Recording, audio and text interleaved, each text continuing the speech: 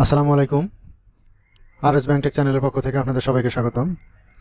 আজকে যে বিষয়টি আমরা জানব সেটি হচ্ছে যে 2022 সালের ঈদ উল ফিতর উপলক্ষে যে বাংলাদেশ ব্যাংক সার্কুলার দিয়েছে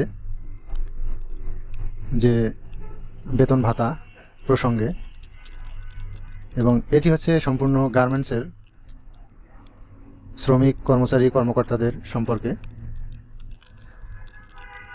তো বাংলাদেশ ব্যাংক এটি সার্কুলার জারি করেছে 18 এপ্রিল 2022 তারিখে। Circular letter number 12। আসন্ন ঈদ উল ফিতর উপলক্ষে তৈরি পোশাক শিল্পে কর্মরত শ্রমিক কর্মচারী কর্মকর্তাদের বেতন ভাতা প্রদান ও রপ্তানি বিল ক্রয়ের লক্ষ্যে ব্যাংকের সংশ্লিষ্ট শাখা 29 ও 30 এপ্রিল 2022 তারিখে খোলা রাখা প্রসঙ্গে, অর্থাৎ পোশাক শিল্পের শ্রমিক কর্মচারী কর্মকর্তাগণের বেতন ভাতা যেন দেয়া হয়, সেজন্য 29 এবং 30 এপ্রিল পর্যন্ত কিছু কিছু ব্যাংকের শাখা খোলা থাকবে,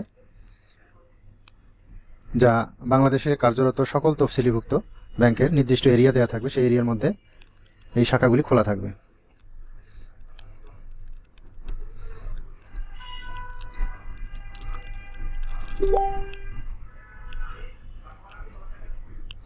তো আমরা বিষয়গুলো একটু পরে দেখব।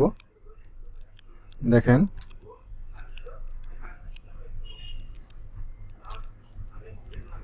Bangladesh bank, central bank of Bangladesh, department of sight supervision. আমরা পুরো সার্কুলারটি এখন আমরা পড়ে দেখব।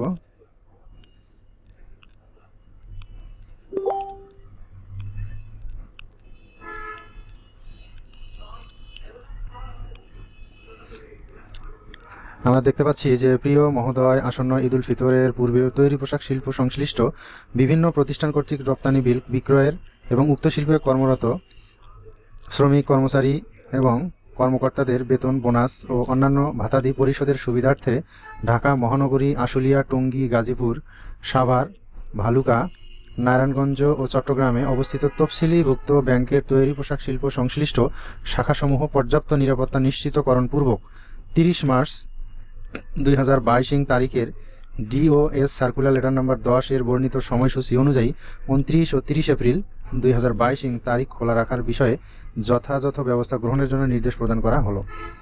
উক্ত দিবসদ্বয়ে বাংলাদেশ ব্যাংকের ক্লিয়ারিং ব্যবস্থা খোলা থাকবে, তবে ক্লিয়ারিং ব্যবস্থা সুষ্ঠুরূপে পরিচালনার স্বার্থে উল্লিখিত এলাকার বাইরে অবস্থিত কোনো ব্যাংক শাখার উপর চেক প্রদান করা যাবে না। অনুগ্রহপূর্বক প্রাপ্তি স্বীকার করবেন।